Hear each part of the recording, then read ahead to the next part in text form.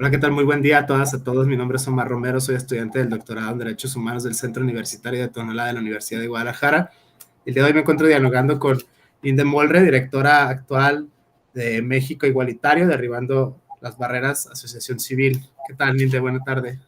Hola, buenas tardes, Omar. Muchas gracias por la invitación. Vale, bueno, gracias a ti por atender el espacio y por este diálogo. O sea, en sentido estricto tiene que ver con tu área de especialización, no solo desde la academia, porque bueno, eres egresada de la Facultad de Derecho de la UNAM y actualmente estás cursando la maestría en estudios de género precisamente igual en la UNAM. Desde este punto de vista no solo es, digamos, lo académico, lo meramente proposicional, discursivo, sino que también vienes haciendo una labor muy loable desde el activismo sociopolítico, el activismo sociojurídico, sobre todo el litigio estratégico, en los temas de COSIG, esta premisa. No sé si nos puedes platicar un poquito desde tu especialización, desde tu área, desde tu trinchera, qué es exactamente el ECOSIG, estos temas muy polémicos que tienen que ver naturalmente con pues, cuestiones de género, temas de género y la iglesia, las derechas, los derechos. Es una serie de fenómenos muy interesantes, pero bueno, si nos puedes platicar a grosso modo, para quienes no sepan prácticamente qué es esto de los ECOSIG, resulte un poquito esclarecedor estas premisas. Así que bueno, si nos puedes compartir eso, estaría genial. Bueno, pues las ECOSIG son las siglas que se utiliza para hablar de los esfuerzos para cambiar la identidad de la orientación sexual y la identidad de género de las personas. Es decir, son prácticas que a lo mejor ya han escuchado antes nombradas como terapias de conversión, en las cuales se busca que personas lesbianas, homosexuales, bisexuales, personas trans, personas no binarias, se cambien y sean personas heterosexuales, heterosis, ¿no? Y cumplan con los mandatos de género. Estas terapias por lo general, pues pueden ser, o sea, suceden en el día a día, en la cotidianidad, ¿no?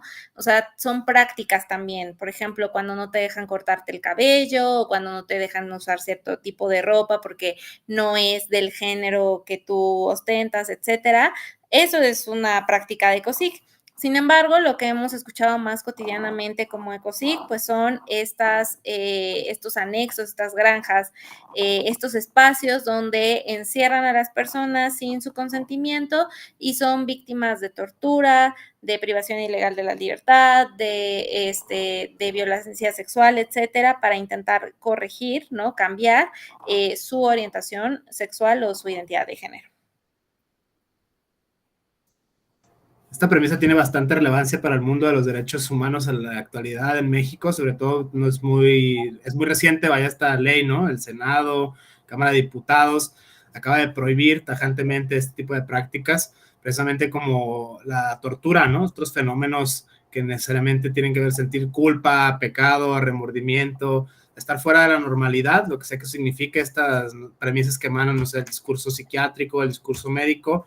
Es un tema bastante interseccional desde mi punto de vista. O sea, nos explicarás más ahora desde tu experiencia, de tu expertise con el activismo. Tiene que ver sectores económicos, políticos, religiosos, sociales y culturales. Es un tema bastante complejo, propio de los fenómenos que corren en el siglo XX.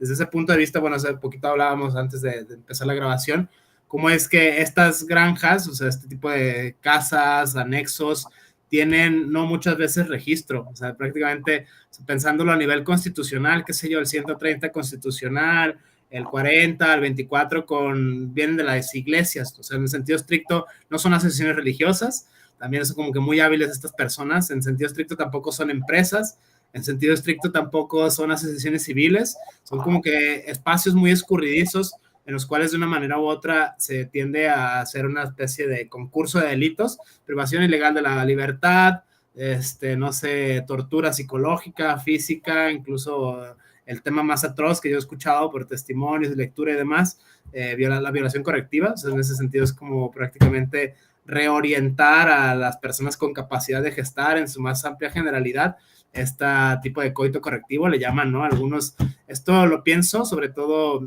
lo hablamos, cómo se emparentan, que son como primas, pero no hermanas de los anexos.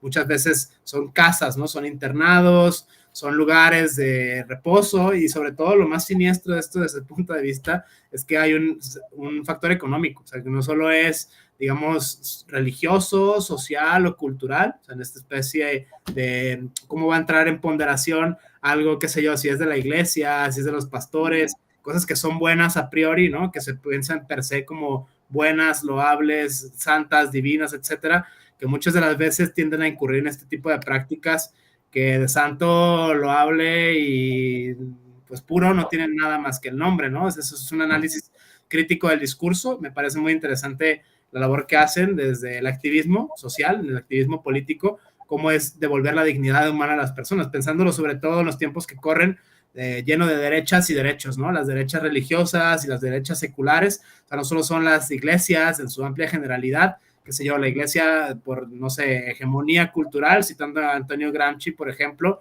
la iglesia católica o el cristianismo en general, ¿no? Los protestantes, los evangélicos, esto ciñéndonos al censo de población religiosa del 2020 del INEGI, que son, digamos, mayoritarios. Si bien sí tuvo cierto de crecimiento en sus filas, en sus números, siguen siendo de una manera u otra hegemónicas, no solo en el carácter poblacional, sino en la escala axiológica de lo que se hace en México, ¿no? Los valores arraigados, sobre todo en varios Méxicos, ¿no? El norte, el centro, el sur, sí hay ciertas distribuciones geolocalizables, ¿no? Geopolíticamente hablando, este tipo de religiones. Sin embargo, desde tu punto de vista, que es, no, insisto, no, va más allá de la academia, va más allá de la dogmática, va más allá de lo meramente proposicional, el activismo sociocultural, el activismo sociopolítico, ayudar, acompañar a este tipo de personas que sufren este tipo de atropellos a todas sus libertades en sentido estricto.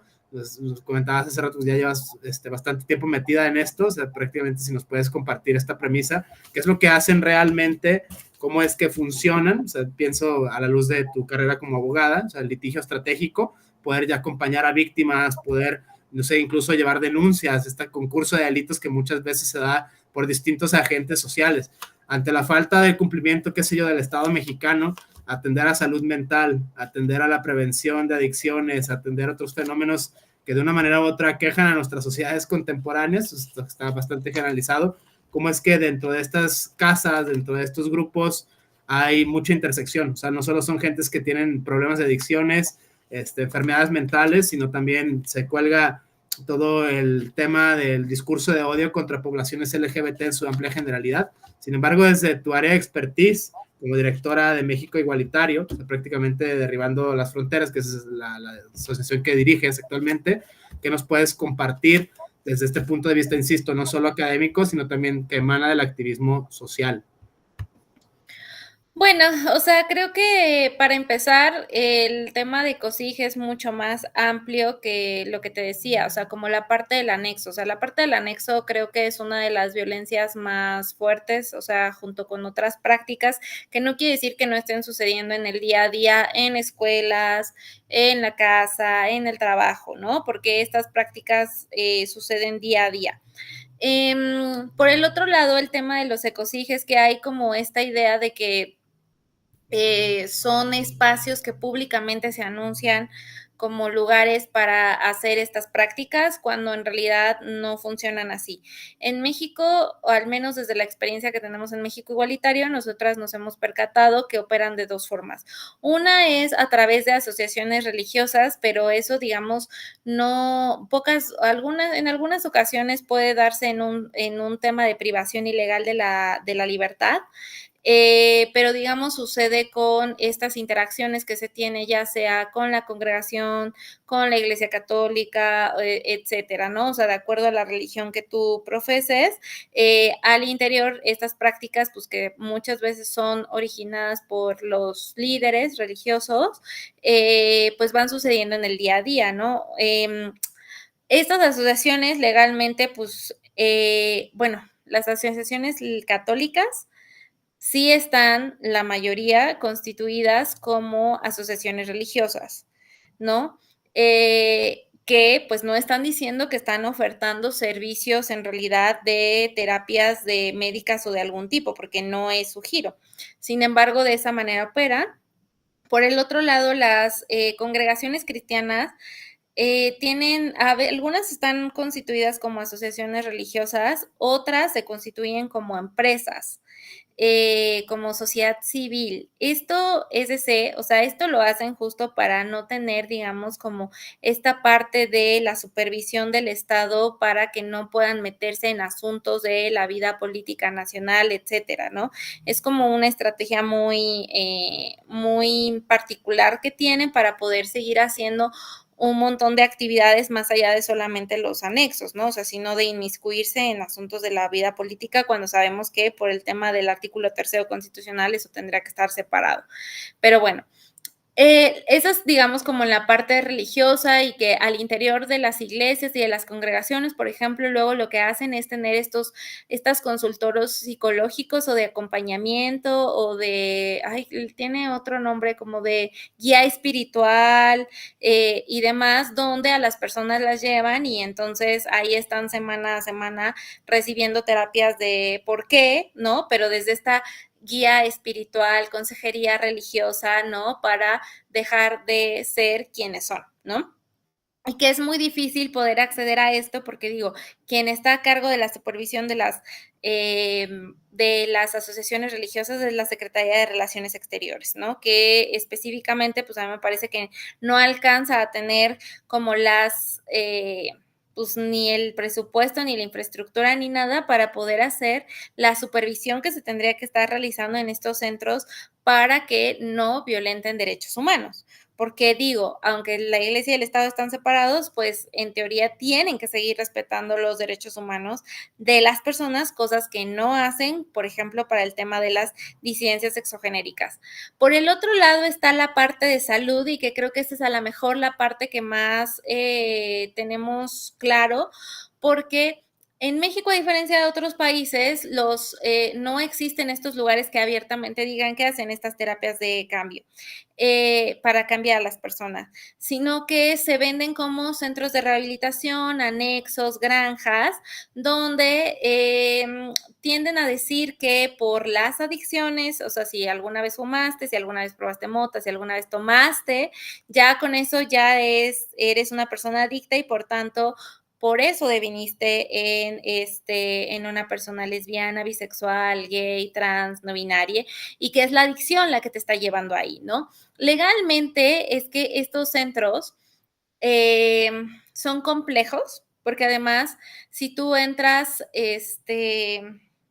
o sea, el gobierno sí tiene un listado de cuántos anexos existen en el país, que no necesariamente significan que estén regulados. O sea, sí hay un tema de que el Estado sabe dónde están, todos sabemos dónde están, pero no necesariamente están regulados. Quienes se regulan, por lo general, utilizan la figura de residencias del sector privado para el cuidado de personas con problemas de trastorno mental y de adicción. Es decir, se venden como un lugar donde aquí van a tratar tu enfermedad con personal capacitado, etcétera, que muchas veces este personal ni siquiera tiene las credenciales, o sea, no tiene una cédula profesional ni nada que avale para que puedan dar ese tratamiento.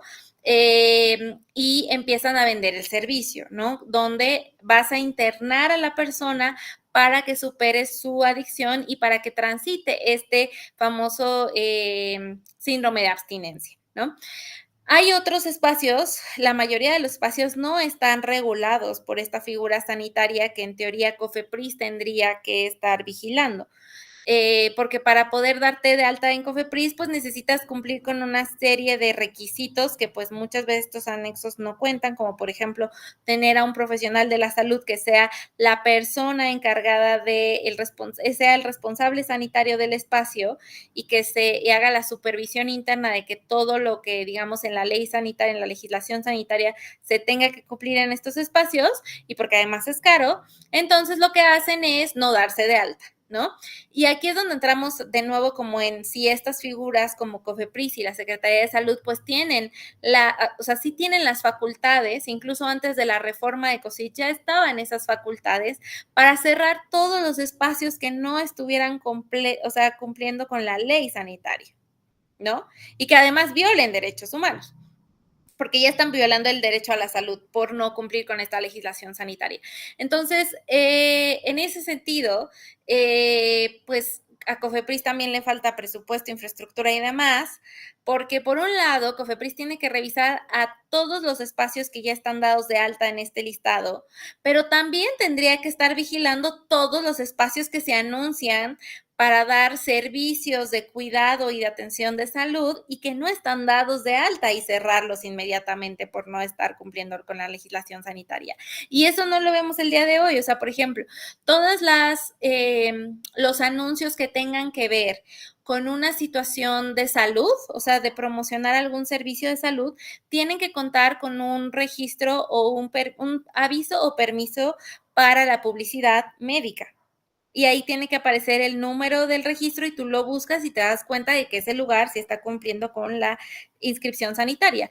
¿Y qué vemos? Por ejemplo, en el día a día podemos encontrar paredes o espectaculares y demás donde te dicen como tu familiar es adicto, tu familiar tiene esquizofrenia, etcétera, pero no cuentan con este número y te das cuenta de que no están dados de alta, ¿no? Además de que las prácticas con las que ellos proceden al internamiento de las personas es en contra de su voluntad y tú no puedes privar a una persona adulta de su libertad sin su consentimiento, ¿no? Entonces, muchas de esto, como funcionan es que las familias llaman y pagan por el servicio de esta persona adicta que, pues, funciona como un secuestro, empiezan a ver dónde trabajas, dónde estás y te llevan y te internan, ¿no? Ahora, dentro de los factores que tú me comentabas, como que, o sea, porque es mucho más amplio que solamente pensarlo en la parte religiosa, que sí todos estos espacios tienen un corte religioso, o sea, la visión en la cual se atienden estas problemáticas, o sea, de adicciones, de cuidado de adultos mayores, discapacidad y pues a las personas LGBT, pues sin duda está partiendo de una visión conservadora religiosa en la cual pues se entiende que no son personas normales, ¿no? Y que dependen, o las decisiones las va a tomar otra persona y que entonces es válido hacerlo por su bien, porque además es este discurso, ¿no? O sea, vamos a darte una terapia de conversión porque tú estás haciendo algo que te está haciendo mal y entonces la idea es que puedas volver a estar bien. Entonces, estos lugares por lo regular pues están, o sea, vamos a encontrar lugares que estén siendo financiados pues, por organizaciones religiosas, pero también que tengan vínculos con la policía, con el narcotráfico, con los militares, con políticos, ¿no? ¿Por qué? Porque de repente este espacio, los anexos, se convirtieron en un lugar muy importante de recursos económicos, porque el internar a una persona, incluso una persona, porque estos anexos existen desde el más lujoso hasta el del barrio, implica o sea, que la familia dé dinero para que esa persona se le dé comer, para que se garantice en teoría su cuidado, el servicio médico, etcétera. Y entonces es dinero que está entrando mensualmente o quincenalmente de acuerdo a lo que tengas estipulado tu contrato, ¿no? Y entonces de repente se convirtió en un negocio donde sabemos que hay personas que han pasado hasta 2 o 3 años internadas en estos lugares sin poder salir porque sus familias continúan pagando esto, ¿no? Entonces, o sea, para los anexos, o sea, los anexos como tal, más allá de los ecosigs, representan, pues, o sea, es un recordatorio de las fallas que el Estado tiene en materia de salud y en materia de cuidados.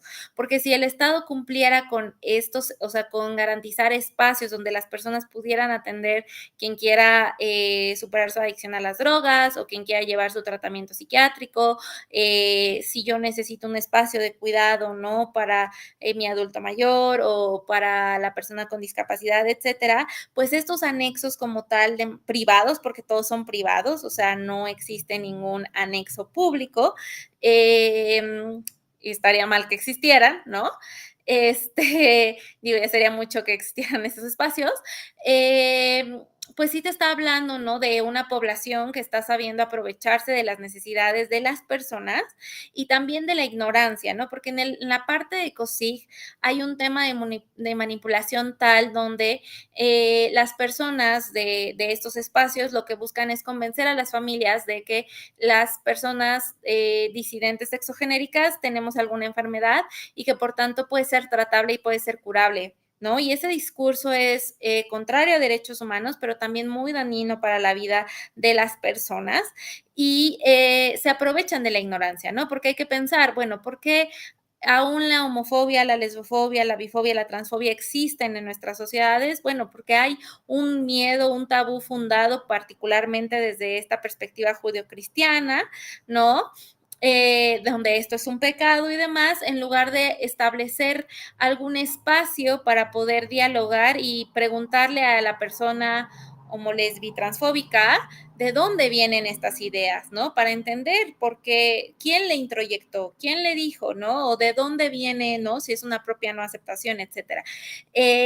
Pero eso es algo que los ecos han sabido, o sea, los anexos y granjas han sabido aprovechar, o sea, manipular a las personas con la finalidad de conseguir dinero, pero también de torturar. ¿Por qué? Porque tú no puedes mantener a una persona privada de su voluntad voluntariamente si no estás ejerciendo un tipo de violencia. O sea, nadie en su sano juicio se internaría y dejaría su trabajo de un día a otro, porque las desapariciones, cuando suceden por personas LGBT, te das cuenta que un día dejaron de ir al trabajo, que dejaron de contestar a sus amistades, a sus parejas, y entonces son ellas quienes empiezan a buscarle. Y eso es un patrón que nos indica, ¿no? Que en realidad la persona probablemente fue privada de su libertad por algún familiar, por no estar de acuerdo en su orientación y en su identidad de género. Muy interesante estas premisas, Linda, que nos pues un panorama, vaya, es un concurso de delitos desde un punto de vista del derecho penal en sentido estricto.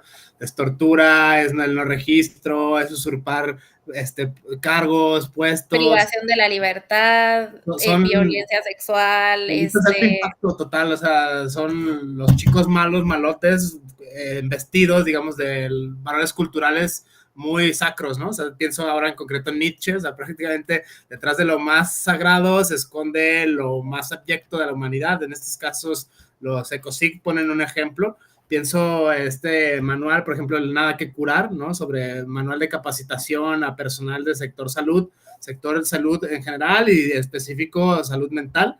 Y también, bueno, en la Suprema Corte de la Nación, ¿no? La Suprema Corte prácticamente la guía para el uso del lenguaje, sobre todo este lenguaje. Hay quienes ahora todas son muy reacios, es que eres muy progre y usas leyes o prácticamente el lenguaje inclusivo, ¿no? Hay gente que se burla de esto hasta la médula, hay gente que en ciertos espacios académicos, políticos, legislativos, de autoridades, vaya, donde si tú hablas con el leyes, por ejemplo, o sea, cuidado, ¿no? O sea, ya eres una especie de outsider epistemológico, en ese sentido es algo muy interesante, incluso con gente, maestrías, doctorados, esto prácticamente obedece a otros fenómenos culturales, o sea, prácticamente es no solo la pedagogía, no solo las posturas políticas, éticas o religiosas, sino que parece generalizado, ¿no? O sea, hay gente que es reacia a este tipo de fenómenos y te tachan prácticamente de progre, ¿no? Es que progre como malo, o sea, incluso hablamos el ejemplo, ahora las Olimpiadas, ¿no? Esta crítica que se ha dividido la sociedad, es que ya es Sodoma, es que son ritos del diablo, es que ya no hay valores, es que los niños, ¿quién ve los niños?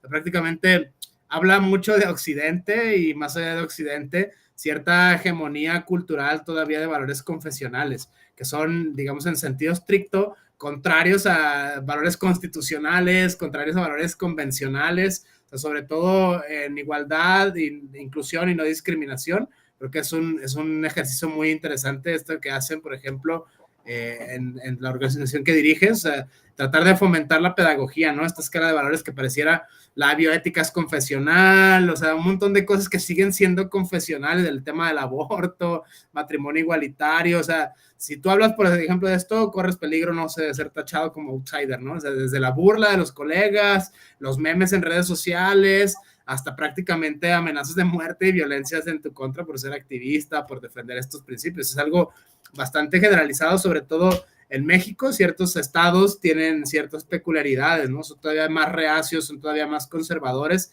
Desde este punto de vista, a mí me parece muy interesante porque, bueno, el debate constitucional, el debate convencional, por un lado, pues, son maravillosos, ¿no? La crítica que muchos hacen, que es pura poesía, en sentido estricto es letra muerta, o sea, en ese aspecto hay quienes se han pronunciado así de manera muy radical, me parece, desde ese punto de vista, pero es una crítica legítima, sobre todo a esta hegemonía cultural. O O sea, el lenguaje incluso dentro de la comunidad LGBT hay quien se siente reacio a no utilizar el lenguaje inclusivo, ¿no? Entonces, no, a mí no me representa tal, o sí es lo mejor que le pudo haber pasado no solo a la comunidad, sino a la humanidad.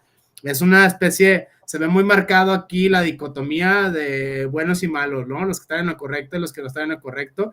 Eso a mí me parece un fenómeno discursivo muy interesante en el presente, sobre todo desde análisis crítico del discurso, pensarlo a la luz de proposiciones políticas y éticas. Ya desde que escuchas hablar a alguien, o cuando habla a alguien, si alguien se burla, si alguien se mofa, si alguien prácticamente, no sé, tuerce los ojos, en ese sentido es algo muy interesante incluso esto verlo en ámbitos académicos, en ámbitos legislativos, en ámbitos de diversa, digamos, distintos tipos de fenómenos, pero es un fenómeno discursivo, ¿no? El análisis crítico del discurso al final es una herramienta de análisis muy interesante que permite ver todas estas posturas políticas que conducen de una manera u otra a la dominación, el poder por el poder, ¿no? O sea, el poder corrompe y tal, estas frases, digamos que es muy taquilleras, ¿no? En ese aspecto es algo muy interesante verlo, sobre todo en la praxis, o sea, esto que va más allá de la academia, que va más allá de la vida, digamos, universitaria, cómo se filtra a la sociedad en general, ¿no? O sea, desde la familia, el núcleo inmediato, hasta organizaciones de carácter político, jurídico, social,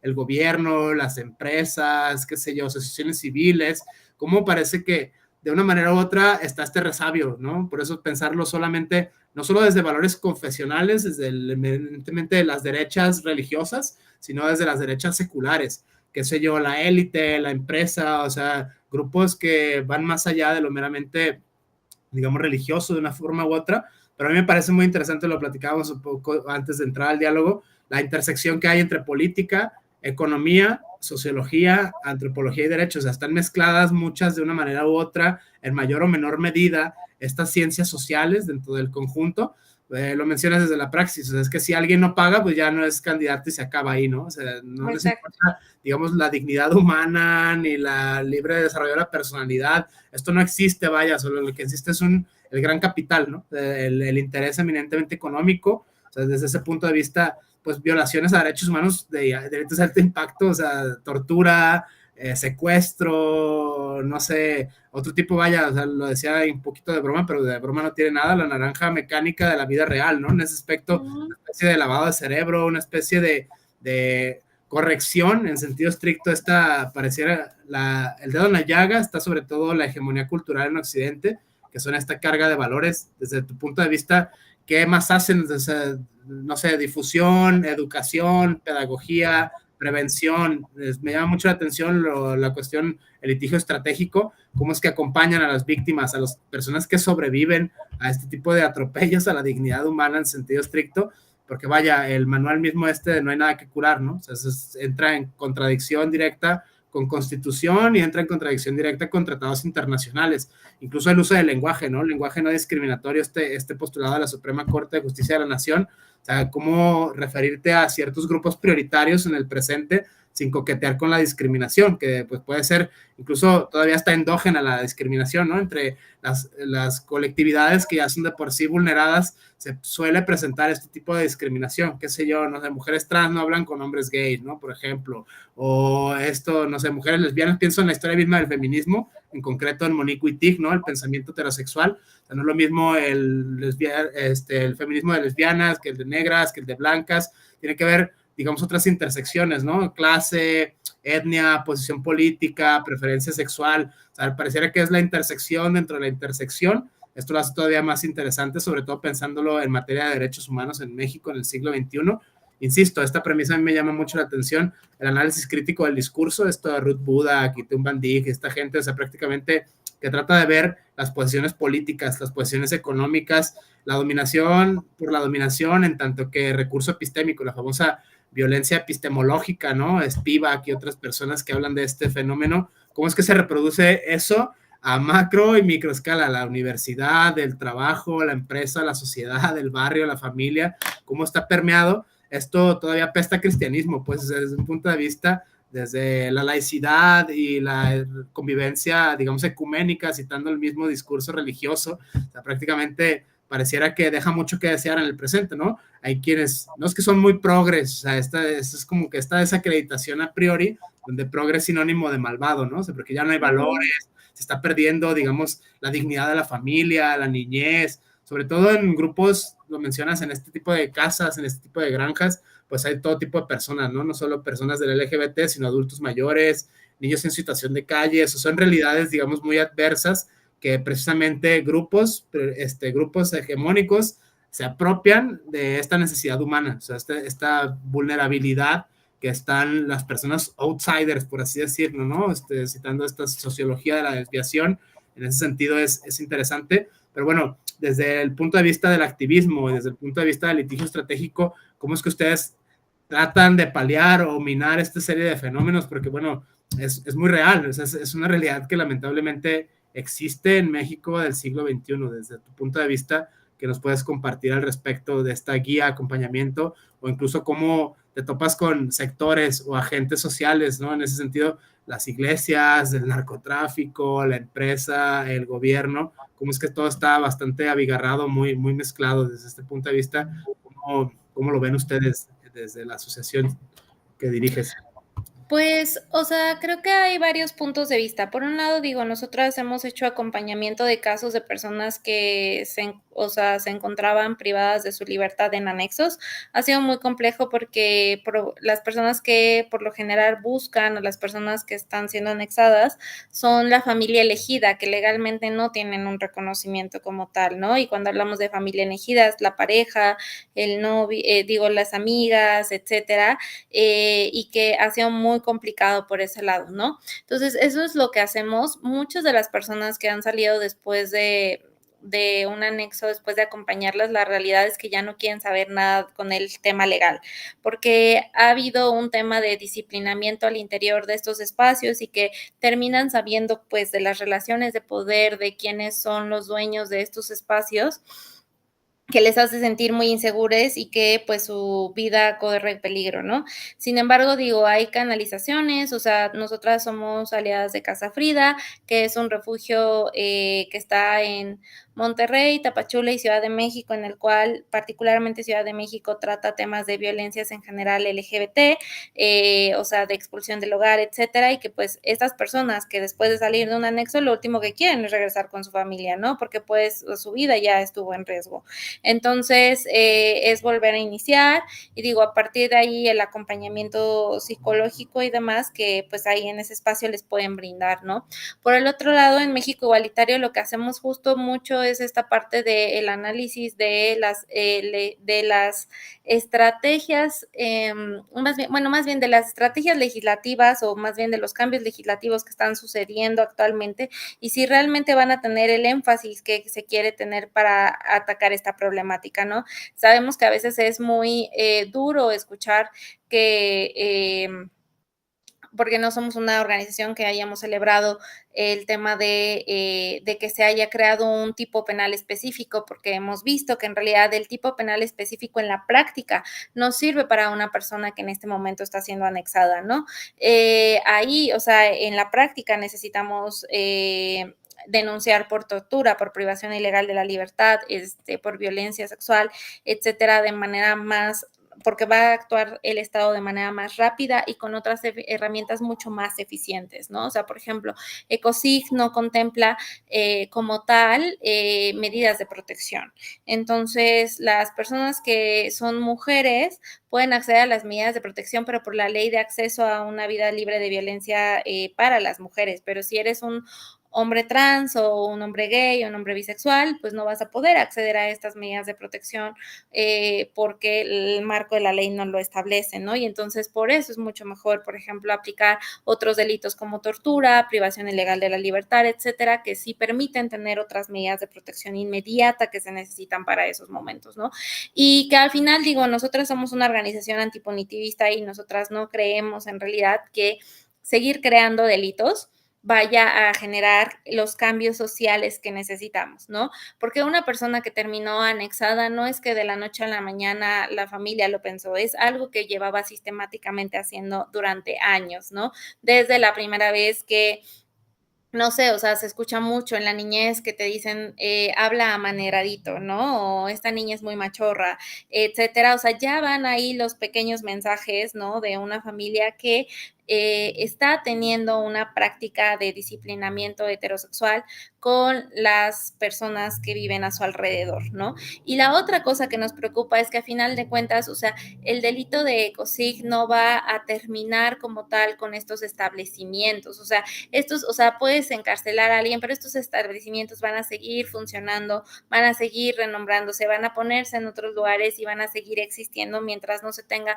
una visión de Estado que quiera atender de raíz el por qué surgieron estos espacios y qué es lo que está haciendo falta por parte del Estado para garantizar que realmente podamos vivir en un espacio libre de violencias, ¿no?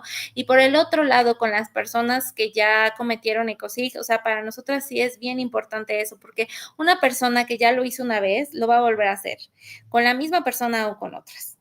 Entonces, lo ideal es poder garantizar que la persona que ya vivió violencia no vuelva a tener ese peligro, ¿no? ¿Y cómo vamos a garantizar eso? Pues trabajando con la persona que hizo esta violencia, preguntándonos por qué es que cayó bajo las garras de la manipulación de estos espacios, ya sea religiosos o pseudomédicos, porque ninguno de estos espacios en realidad está sustentado bajo un discurso psiquiátrico científico válido, ¿no? En realidad son pseudoprácticas, ¿no? Que no reconocen ni la psiquiatría ni la psicología, pero que pues la gente de a pie no lo sabemos, ¿no? O sea, nosotros confiamos que si un espacio se presenta como un centro de rehabilitación, un hospital, etcétera, pues confiamos que ahí es donde están las personas expertas, ¿no? Entonces, creo que sí es bien importante pues trabajar con la familia, ¿no? Porque a final de cuentas, estas personas que ya violentaron son probables, probablemente van a seguir cometiendo estos actos, a lo mejor ya no un anexo, pero van a seguir haciéndolo al interior y eso pone en peligro no solo a la persona que ya fue violentada, sino a todo el resto de la población. Entonces, en realidad el problema de ECOSIG es mucho más amplio, ¿no? Y eso es algo que desde México Igualitario, pues justo queremos poner sobre la mesa. ¿No? Que necesitamos acciones, necesitamos presupuesto, necesitamos hacer incidencia real para que realmente las personas que estén viviendo un ECOSIG no terminen anexadas, no terminen siendo víctimas de violencia correctiva, porque también es eso, o sea, pareciera que el discurso es que solamente vas a obtener justicia si terminas siendo violentada de este nivel, cuando el Estado tiene una labor de prevención, es decir, que esto no te suceda. Y esa no es lo que el Estado en este momento está poniendo al centro, porque al reconocer el delito de ECOSIG está aceptando, uno, que ya no encontró la manera de solucionarlo, y dos, que pues va a haber violencia, porque no hay una parte de prevención y que a mí me parece fundamental. ¿Y cómo se hace esta prevención? Pues esto va a corresponder ya a otras secretarías, ¿no? La Secretaría de Educación, la Secretaría de Comunicación, o sea, trabajar con el DIF, o sea, trabajar con un montón de a nivel local, estatal y federal para ver cómo vamos a hacer estos cambios culturales que desgraciadamente no suceden de la noche a la mañana y que a lo mejor tampoco tienen el spotlight que te da decir aprobamos una iniciativa y tenemos un nuevo delito y demás, ¿no? Además de que la otra cosa, por ejemplo, con la parte del delito que a nosotros nos preocupa es el tema de las penalidades. Mucha gente cree que si denuncia por ECOSIG, la persona va a perder perpetuamente su cédula, si es que tenía cédula. Yo la verdad es que creo que muchos no tienen cédula de los que trabajan, o que la persona que le violentó va a tener una restricción de por vida para acercarse y así no funciona el derecho penal, no funciona el derecho penal así en México y entonces es generarle una expectativa a las personas que tienen tanto miedo que no es real. Entonces necesitamos buscar soluciones prácticas que permitan a las personas, uno, no ser violentadas y dos, si ya fuiste violentadas, mantenerte seguro el resto de tu vida, porque a final de cuentas esto que sucedió ya es irreparable. O sea, eso creo que también es bien importante. O sea, es difícil, o sea, nunca vas a poder retroceder el tiempo para que esto no hubiera pasado. Y los daños, pues pueden, o sea, ser de por vida, ¿no? Daños físicos, pero también emocionales. Y creo que eso es algo que el Estado a veces no ve y que necesitamos estar trabajando, ¿no? Y que además para la parte particularmente de de la parte religiosa, las figuras de autoridad religiosa lo siguen cometiendo generación tras generación tras generación. Y entonces tenemos que buscar una forma sistemática porque de verdad que no hay, o sea, no hay ni pena ni sanción que pueda reparar el daño que se ha hecho a generaciones enteras. Muy interesante y muy delicado esto que mencionas, sobre todo desde la perspectiva de género. Pienso en el fenómeno actual en los códigos penales, el transfeminicidio. O sea, por ejemplo, si tú como varón llegas a un ministerio público a denunciar por violencia de género a tu mujer, pues lo más probable es que se ríen de ti. O sea, en ese aspecto se queda muy vulnerado a lo que dicen muchos grupos, ¿no? Es que los heterosexuales ahora en el presente son las partes más vulnerables y entonces hay un exceso por parte de la población LGBT, por parte de los feminismos, incluso el tema de las falsas denuncias, que esos son temas incluso muy, muy delicados, son temas muy delicados. Muchas personas lamentablemente aprovechan estas lagunas jurídicas para poder hacer otro tipo de praxis que no son, digamos, de acuerdo con derechos humanos, ¿no? En sentido estricto. Puede haber excepciones, claro, sí, sí las hay, ¿no? Desde ese punto de vista es muy delicado, sobre todo denunciar esto, porque se te dejan ir encima, ¿no? O sea, prácticamente eres misógino, el patriarcado en persona, machote el macho, etcétera, etcétera, etcétera.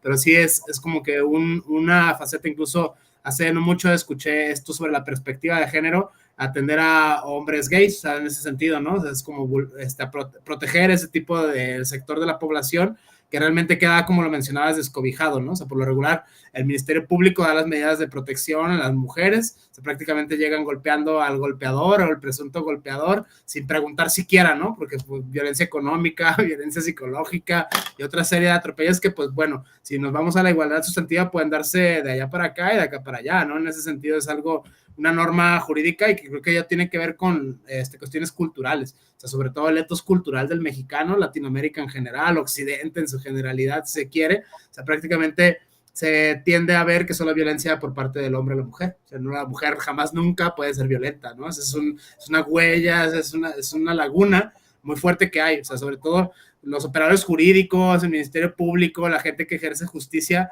pues muchas veces son pues valores, digamos, patriarcados, misóginos, o sea, cierto, el perfil del hombre, la cultura en México, ¿no? Y otros grandes éxitos en México, pues sobre todo estos fenómenos que están muy arraigados, ¿no? Vienen desde la colonia, vienen desde más atrás, lo que decía de la hegemonía cultural, ¿no? Esta escala de valores es una invitación, digamos, a la deconstrucción, citando a Jacques Derrida, ¿no? En ese sentido estricto, poder poner en tela de juicio la transmutación de todos los valores hacia lo Nietzsche en el sentido estricto, pero muchas personas no le entran a esto, ¿no? O sea, prácticamente o por la brecha generacional o por ignorancia o por desconocimiento, simplemente por comodidad, ¿no? Estos excesos, estás hablando que se con grupos de feministas radicales, el mansplaining, ¿no? O sea, en ese sentido es como gente que tiene esos excesos, digamos, de las dos partes, ¿no? Por un lado, o sea, los grupos de derechas, en sentido estricto, derechas seculares, derechas religiosas, y los grupos, digamos, mucho, muy progresistas, ¿no? Que ven violencia en todos lados. O sea, creo que este es un fenómeno interesante, por eso lo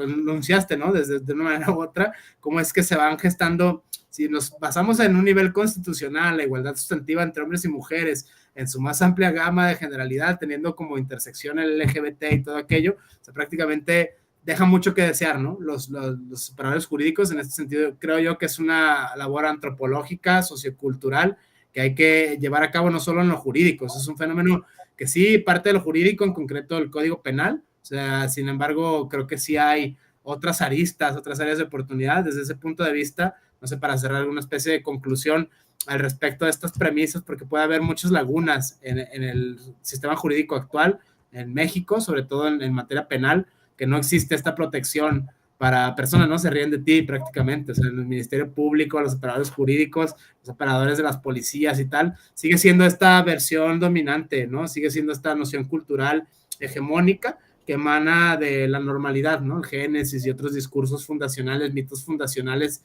de sociedades incluso ya evolucionadas, ¿no? El siglo XXI, tal, citaba el ejemplo, ahora basta con entrar a ver lo que se dice y lo que se hace en torno a las Olimpiadas, cómo prácticamente es algo que deja mucho de manifiesto, pone mucho muy de manifiesto este tema, estas premisas, que no solo son de lo jurídico, que son de lo extrajurídico en sentido estricto, antropología social, etos cultural, educación multicultural, sobre todo el tema del multiculturalismo, desde este punto de vista, en México igualitario, ¿cómo es que lo están viendo? O sea, desde si bien no existe una suerte de diagnóstico, la bola de cristal y ver el futuro, simplemente sensibilización, educación, capacitación, o sea, prácticamente qué podría llegar a ser este fenómeno, porque a mí me parece pues muy escandaloso, sobre todo en materia de derechos humanos.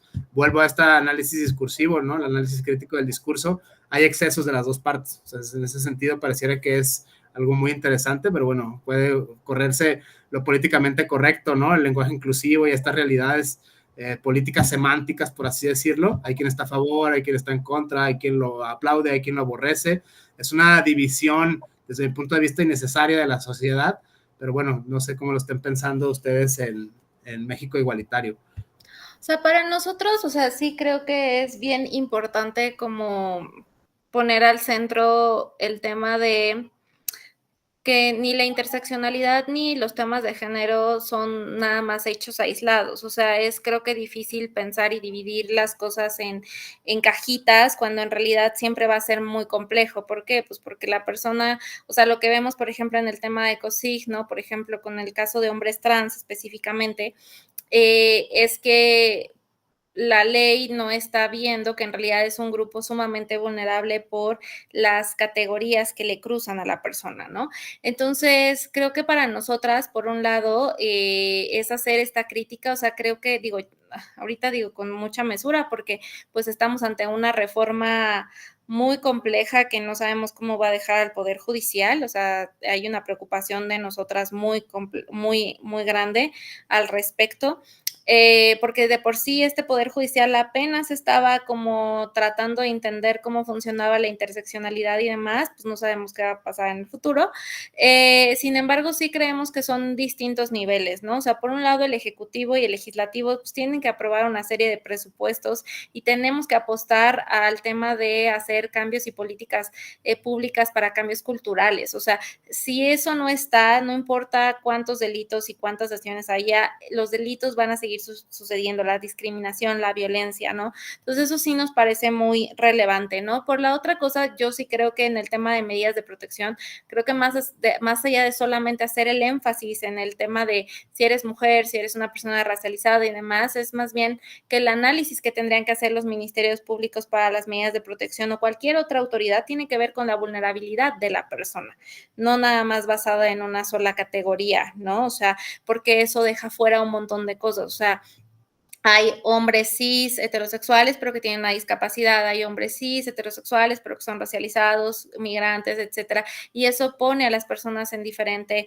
vulnerabilidad, y también hay mujeres blancas que somos bastante privilegiadas, ¿no? Entonces, creo que el análisis que tendrían que hacer los ministerios públicos tiene que venir desde esta complejidad y más bien analizar la vulnerabilidad de la persona, porque creo que lo de ECOSIG lo que nos está demostrando es que somos un grupo de personas, las disidencias sexogenéricas, muy vulnerables en un estado sumamente conservador y machista, heterosexual, etcétera, y que entonces sí hay un riesgo, ¿no? Hay un riesgo que puede implicar, bueno, no solo la privación y la violación correctiva, también puede implicar la muerte, ¿no? Y que eso es lo que queremos prevenir, ¿no? Un daño irreparable. Entonces, eso por otro lado, ¿no? Ahora, en el tema de los juzgadores, sí me parece que pues los juzgadores tienen que hacer o sea, a mí con el tema de la interseccionalidad es muy complejo porque a mí no me gusta ese término porque termina seccionando y no viendo que en realidad la persona es un cúmulo de lo que estas categorías, tanto de privilegio y opresión, hacen, ¿no? O sea, por quien soy yo es que sucedió esta violencia, ¿no? O sea, esta violencia me sucedió a mí por todo esto que me cruza, no solamente por una sola categoría, no solamente por ser mujer. O sea, puede ser que es porque soy mujer, porque soy lesbiana, porque soy joven o porque soy vieja. O sea, es mucho más complejo y creo que a veces el análisis interseccional lo que hace es que nos divide, nos empieza a dividir. Y entonces es como de, o eres mujer o eres lesbiana, o eres mujer, o eres una mujer cis o eres una mujer trans, o ese tipo de cosas. O sea, no solamente sucede con categorías de privilegio, que es como de hombre-mujer, sino dentro de las propias categorías oprimidas, subordinadas, está sucediendo ese tipo de interacciones, ¿no? Y entonces no verlo también hace que, por ejemplo, las medidas que se dicten, pues no vayan a ser funcionales, ¿no? Como esto que vemos, ¿no? O, por ejemplo, esto tema de que la persona, o sea, para denunciar ECOSIG lo tiene que hacer la persona que fue víctima de ECOSIG. O sea, no es una denuncia, es una querella. Entonces, esa particularidad hace que, pues, si estoy anexado, ¿qué voy a hacer? O sea, si no voy a tener acceso a un teléfono, a un correo, ni nada, o sea, ¿a quién le digo que vengan a rescatarme? Por eso es que otros tipos penales son muchos más funcionales, porque sabemos que la persona está totalmente incomunicada, ¿no? Pero también hay otras que se están dando ahí. Entonces sí creo que para nosotras es un análisis mucho más complejo y particularmente nosotras sí apostamos a que haya un tema de medidas de no repetición y de prevención. O sea, no podemos seguir esperando a que más bien, o sea, el derecho penal existe para cuando ya pasó, o sea, para cuando ya el Estado agotó absolutamente todos los recursos y a pesar de todo eso no pudo lograr que una persona o su patrimonio o sus intereses se mantuvieran a salvo, ¿no? Ya pasó, pero ¿qué hacemos para no llegar a ese ya pasó? Porque muchas personas terminan no denunciando por esa violencia sistemática que sucede dentro del derecho penal. Y que las personas que somos personas feminizadas, ¿no? Incluyendo hombres gays, hombres trans, etcétera, etcétera, pues vamos a sufrir esas violencias al interior, ¿no? Entonces sí creo que es bien importante hacer esa reflexión y seguir cuestionándonos que no es suficiente con este tipo penal, que no es suficiente que haya la previsión en la ley de salud. Ahora necesitamos hacer efectivo que en esa ley de salud sí hagan la supervisión en estos espacios para que se cierren estos espacios que existen de forma ilegal y los que están operando de forma legal que sí tengan las auditorías y se esté garantizando que en estas residencias y en estos espacios no se estén violando derechos humanos, ¿no? Pero bueno, pues es una tarea bien larga.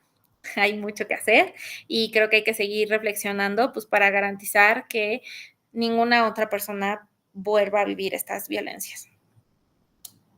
Ninde, es muy interesante esta premisa, sobre todo pensar la progresividad de los derechos humanos, el principio del primero constitucional. Hay mucho por hacer, vaya, estos temas del presente, el ECOSIG se acaba de prohibir, digamos, de manera legislativa hace no mucho, pero todavía queda el resabio, digamos, sociocultural, sociopolítico. Pareciera que es en el fondo una cuestión no solo jurídica, sino una cuestión eminentemente axiológica. Sigue estando estos valores enmarcados en las familias, en las empresas, en las escuelas. O sea, no solo es el legislativo, el ejecutivo, el judicial, ya ni se diga, ¿no? En ese aspecto está súper en boga ese debate, o sea, algunos a favor, otros en contra, ni uno ni lo otro. Está como que en 3 puntos suspensivos, es un gran misterio, una gran incógnita.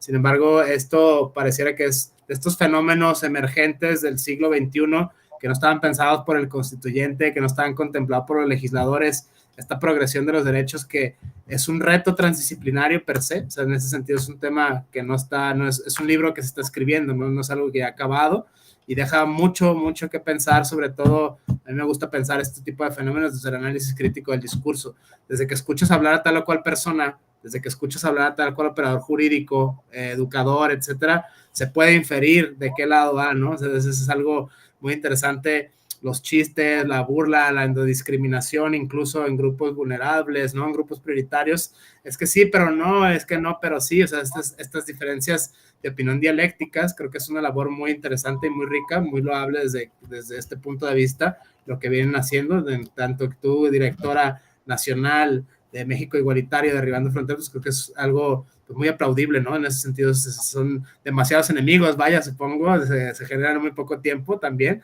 pero bueno, esto, sobre todo pensándolo en la escala axiológica de las sociedades, cómo se rigen, o sea, no solo es el mundo del derecho a secas, es la economía, es la política, es la cultura, es la religión, o sea, es un largo etcétera. Desde este punto de vista, creo que no sé si quieras añadir algo más a manera de conclusión, porque bueno, esto es un tema inacabado y que realmente apasiona mucho, sobre todo desde el mundo de los derechos humanos, ¿no? En su gran amplia generalidad. Pero bueno, esta premisa a mí me gusta mucho, que es esta historia continuará, ¿no? El constante etcétera del siglo XXI, que es todo, insisto, son fenómenos emergentes que apenas el mundo del derecho está vislumbrando, está viendo, y muchas veces estas políticas se adecuan esto también se tiene que decir, ¿no? Se adecuan por principios económicos, ¿no? O sea, por acceder al recurso, por acceder al permiso, por acceder al logro. O sea, no es como vamos a respetar la libertad humana o la dignidad en tanto que dignidad humana. O sea, estos digamos, los derechos humaneros a secas que pretenden que es un meramente ir moral, ¿no? O sea, ser buen rollo y ser así como que defensor, etcétera. Incluso gente que más osado todavía ve por encima del hombro a quienes no están sumando esfuerzos, no es que tú troglodita, es que tú retrógrada, etcétera. Hay muchos fenómenos discursivos muy peculiares que están en el presente, pero bueno, desde tu punto de vista, a manera de conclusión, así final, ¿cómo lo ven? Porque eso a mí me parece esto que es inacabado, pues esto que se está gestando no está terminado, pues no está nada dicho y tiene que ver con valores extrajurídicos en sentido estricto.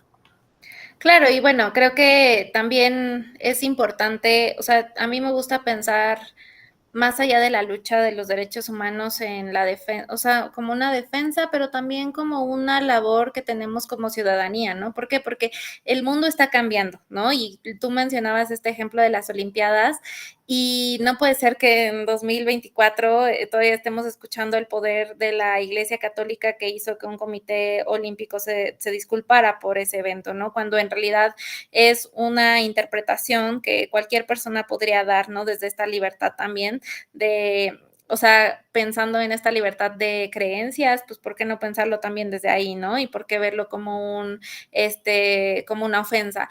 Pero creo que siempre vamos a estar en pugna, ¿por qué? Porque están pasando muchas cosas, ¿no? Y creo que nuestra labor como ciudadanía es, pues, justo mantener estos derechos, tener este diálogo, reflexionar y preguntarnos si aquello que nos están diciendo que está mal, como es el tema de las disidencias exogenéricas, que son les responsables de todo lo que está pasando mal en este mundo, es realmente cierto, o sea, en realidad más bien, pues es parte de la historia humana, ¿no? Y de cómo nos hemos comportado como seres humanos. Entonces, sí creemos que la labor, o sea, y yo lo planteo desde el derecho, o sea, para nosotras, por ejemplo, es muy importante poder socializar el derecho para que las personas que no lo conozcan, pues también puedan usarlo como un arma de defensa frente a todos estos cambios que van a haber, ¿no? O sea, estamos viendo pues un regreso de las derechas, estamos viendo un regreso de los conservadores y hay que ver de qué manera vamos a defender eso, pero también seguir avanzando. O sea, yo sí creo que estamos en un momento en el que hemos tenido muchos avances,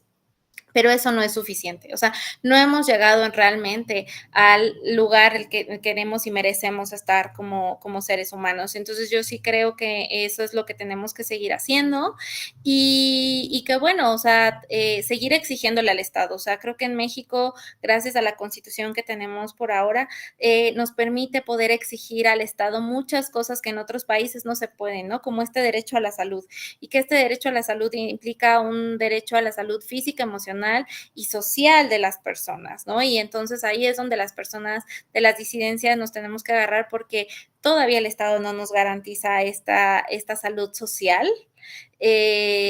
Mientras sigamos escuchando en el día a día, pues estos comentarios de machorra, joto, maricón, puto, bla, bla, ¿no? En cualquier programa, en cualquier partido de fútbol, etcétera, ya que eso deje de existir y que sea condenable, creo que vamos a poder seguir avanzando y ser una sociedad mejor.